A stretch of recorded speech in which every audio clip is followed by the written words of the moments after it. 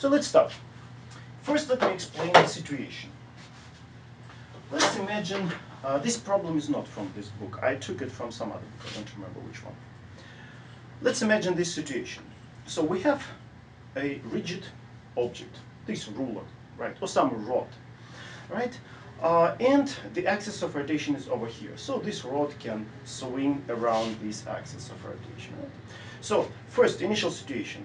Yeah, of course, the length of the rod is given, the mass of the rod is given, and first initial conditions. I'm holding this ruler, and then I will release it. So if I release it, of course, it will start experiencing rotational motion.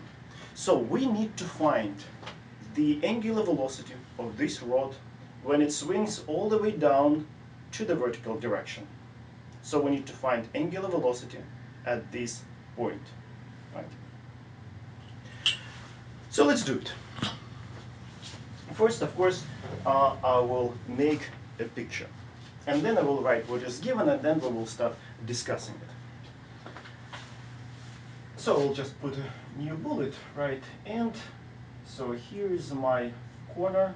Okay, this is kind of wall, right? Here is my hinge, right? And here is my ruler, or the rod, piece of rod. Right. Okay, so that is the rod of length L.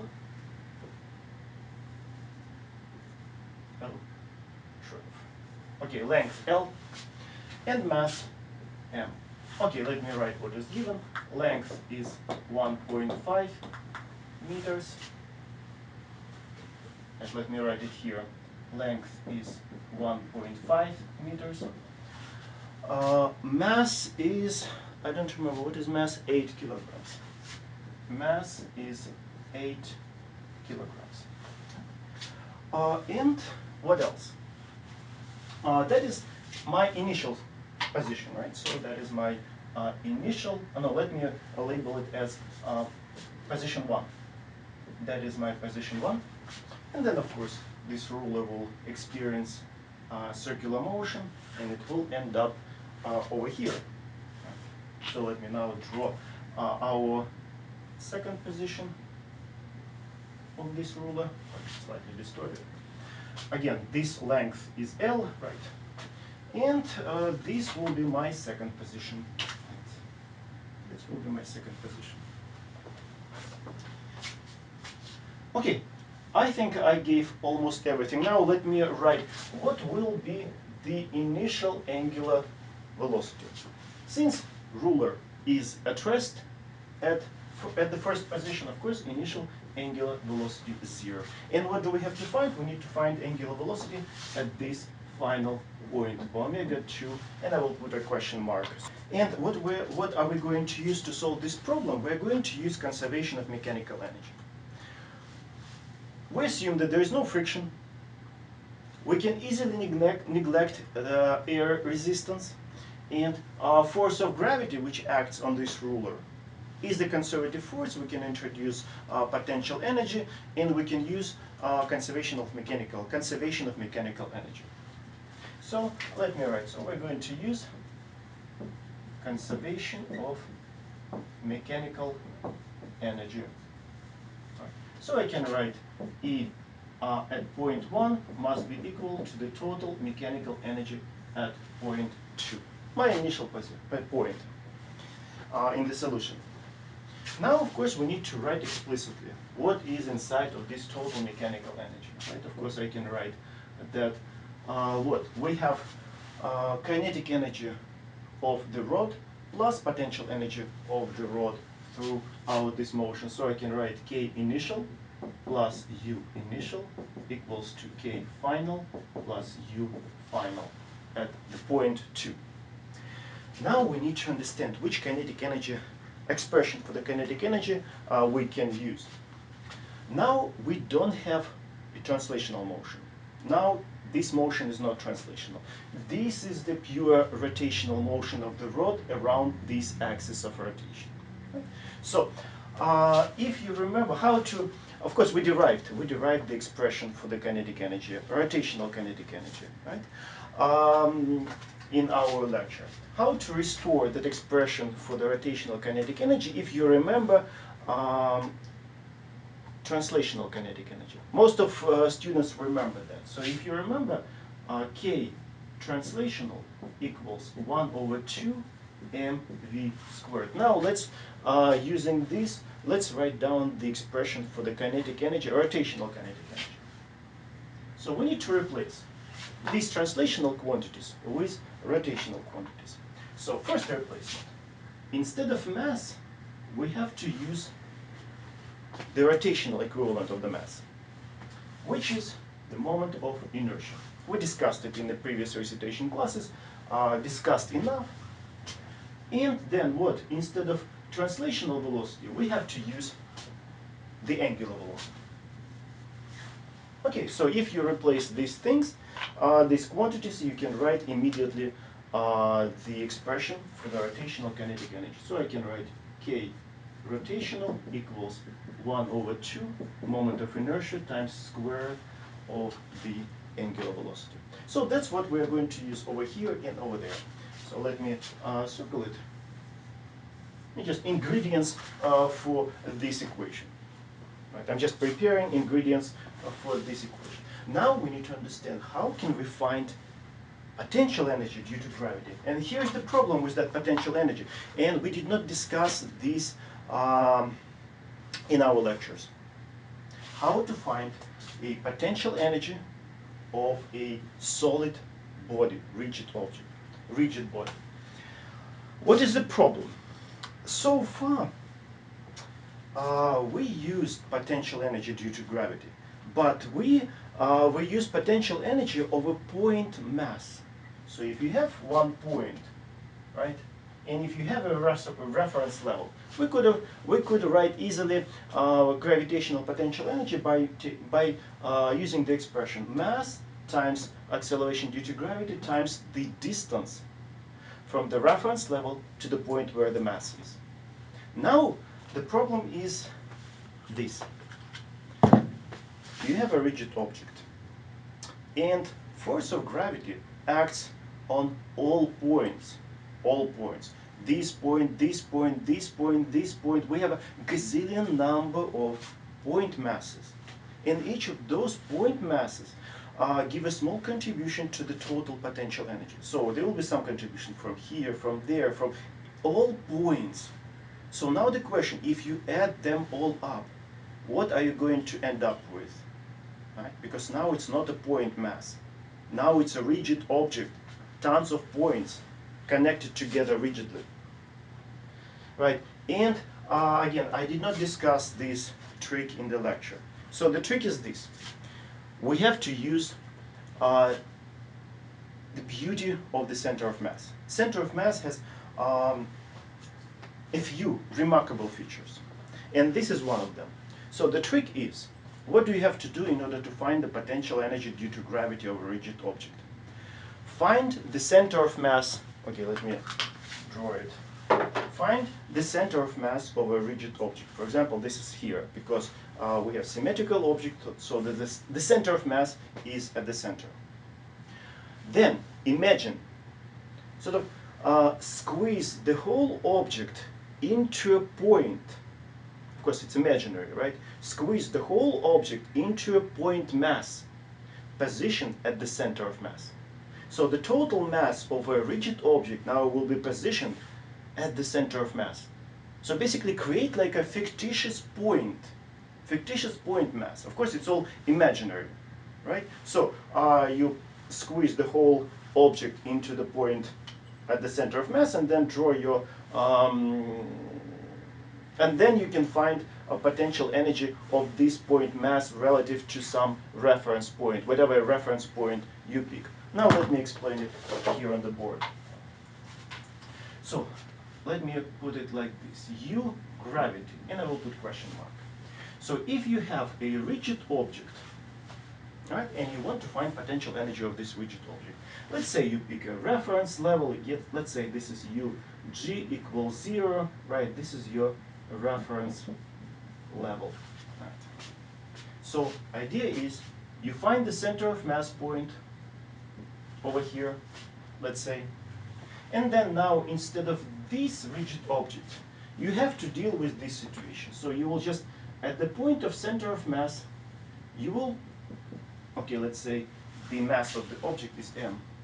You create a fake particle with a total mass m, positioned at the center of mass, right? So this point is this point. The same reference level, of course, right?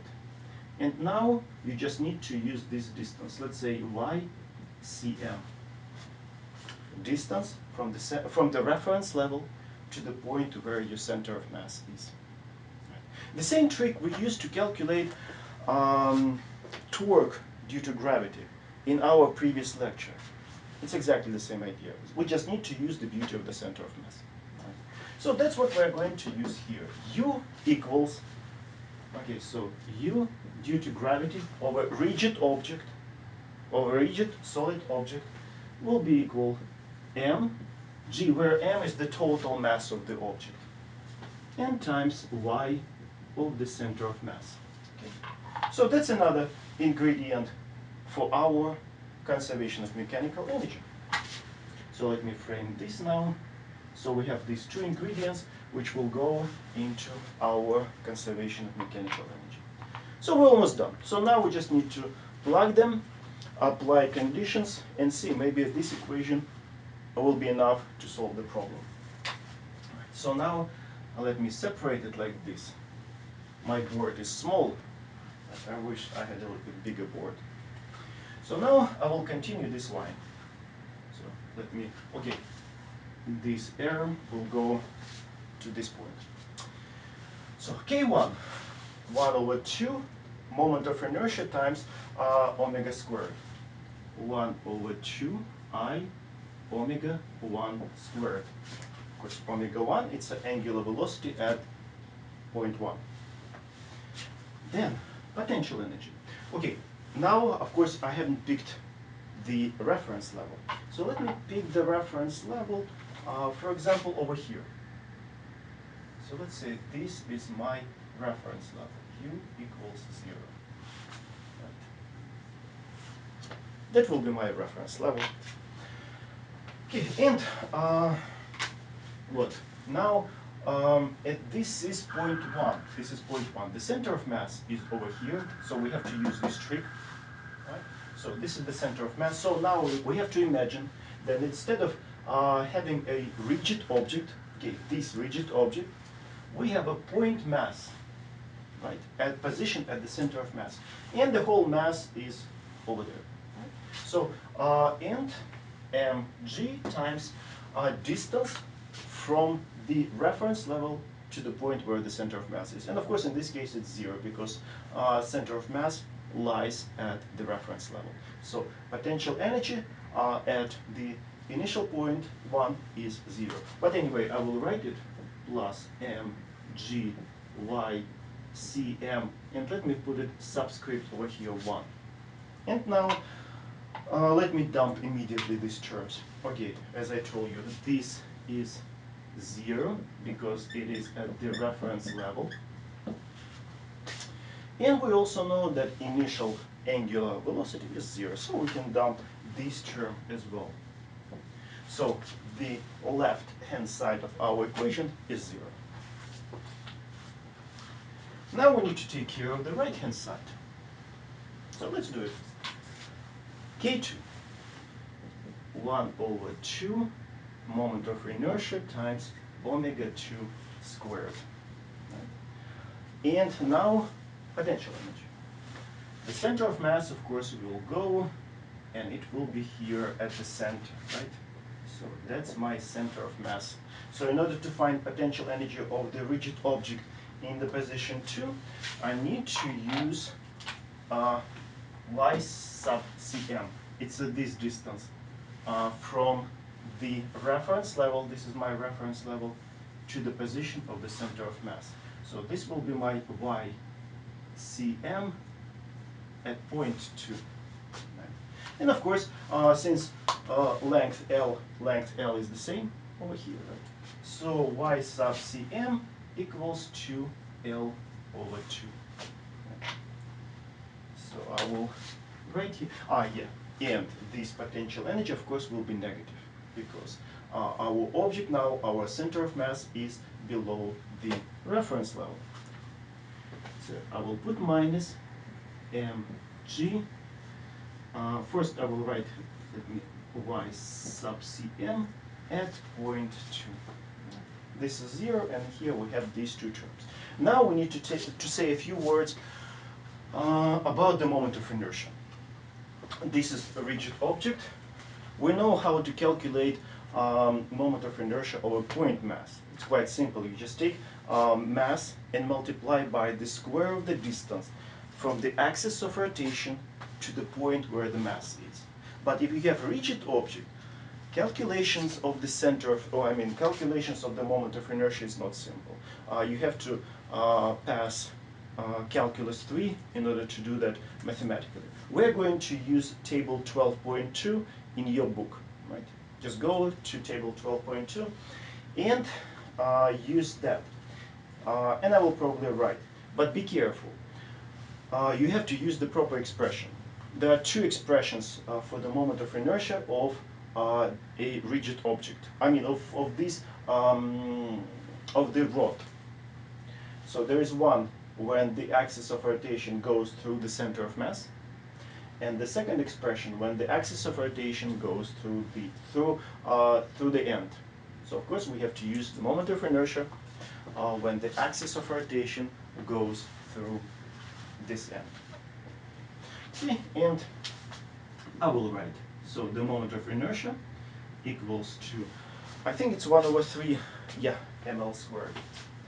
1 over 3 ml squared, right? Okay, now let me write it. It's a table 12.2. So I found, okay, I used the expression, I used table 12.2 to find this expression. It can be calculated mathematically, I can do it, but it's problem not for this level. So now let's write it all down. I will probably take this term, move to the to the left hand side with plus, and instead of y sub cm, I will use L over 2. Right? So as a result, it will be mg L over 2 equals, and this term I will leave on that side. It's 1 over 2 I omega 2 squared. Right. First of all, 1 over 2 gets cancelled. And what do we have to find? We have to find this. This is our unknown. Mass is given, acceleration due to gravity all the time we know, L also given, and moment of inertia, mass is given, length is given. So pretty much we know everything except 1 omega 2. So one equation, one unknown, problem is almost solved. So let's just solve it for omega 2.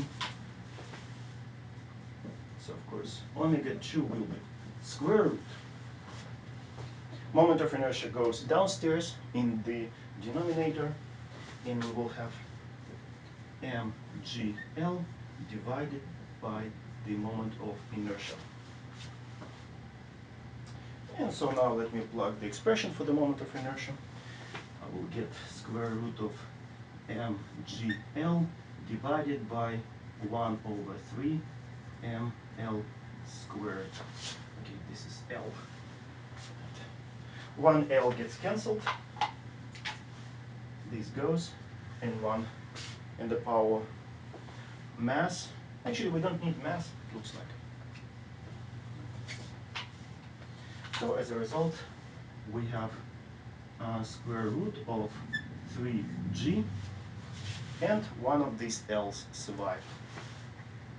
3g divided by L. So that is the answer. Okay, let me write it underneath and also write down the answer. So omega 2 equals square root of 3g divided by L. And let me use my notes in order to write the answer. Approximately 4.43 radians per second. Let me frame it. That's the answer, and that's the expression for the answer. again, the major point of this problem is how to find potential energy over gravitational potential energy of a solid object, and the second application of this expression. Although we used in one problem this expression in our recitation class. Okay, that is the first problem. Now we need to look at the second problem.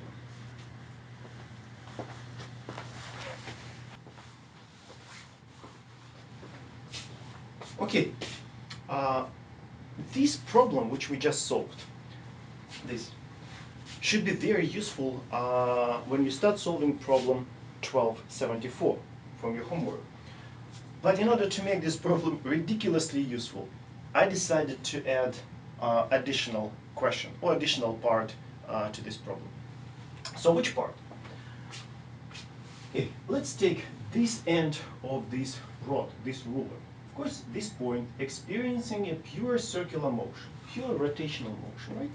So you remember rotational kinematics, which we discussed like a couple of months ago. If you have a point which experiencing a pure circular motion, we can describe that motion using two sets of quantities. You can describe it using angular quantities. For example, you can use angle, you can use angular velocity and angular acceleration, right? But also you can use linear quantities, tangential quantities. We can use arc length, tangential velocity, and tangential acceleration.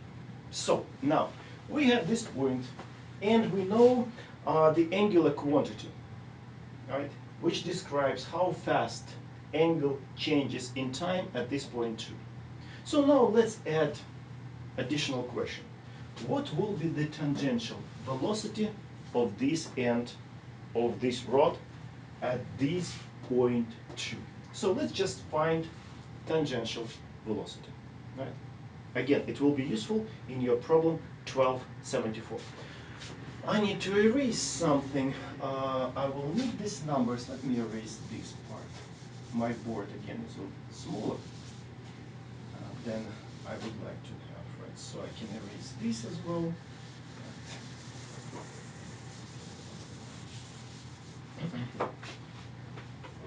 So let's start. No, first let's recall the relationships between these angular quantities and tangential quantities. Usually you guys tend to forget this relationship quite fast. Let me remind you. So the arc length, all right, equals to radius times the angular times angle, right? And of course this angle is in radians, must be in radians. That is basically definition of radians. You remember we defined angle in radians as the ratio of arc length divided by the radius if you have circular motion. So if you have circular motion, let me draw a small circle, right? So let's say this is the angle theta and this is arc length s. Right?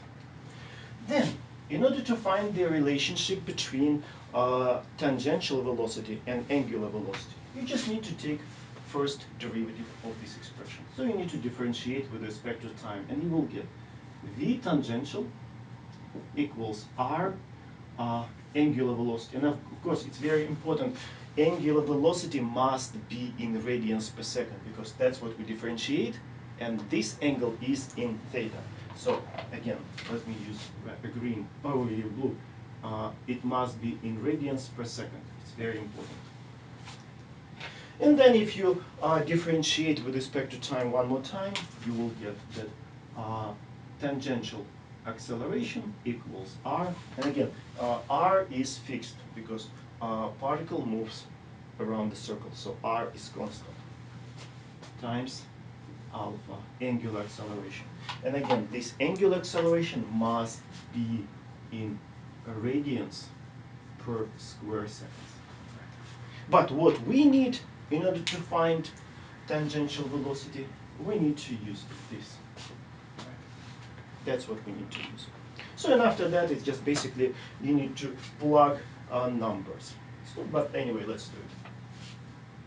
So V tangential, let me write at point 2, because we want to find tangential velocity at this point of this point at the end of the rod and at the point 2 equals, what is a radius in this case? What is r in our case? So this point moves around this circle.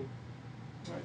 So the radius is the total length of this rod.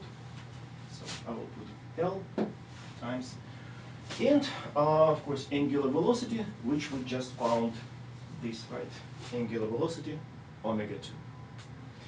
So now we just need to plug numbers, and of course we will end up with L is 1.5 meters times angular velocity at point 2 we just found, 4.43 radians per second.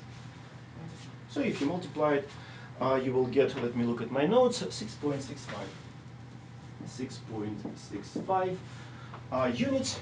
You remember radians, there is nothing behind radians. It just reminds you, hey, don't forget that this is angle. But actually inside of radians there is nothing. It's just an empty box. Like degrees, radians, right? It just reminds us that angle is measured. But again, behind this there is nothing. So it will be 6.65 meters a second. So that's tangential velocity of this point, this end at the point 2. So this will be my V tangential at point 2. Okay, so, and of course, this problem should be useful for the problem 1274. In your homework, this problem should be useful to solve problem 1274. Okay, it should be enough.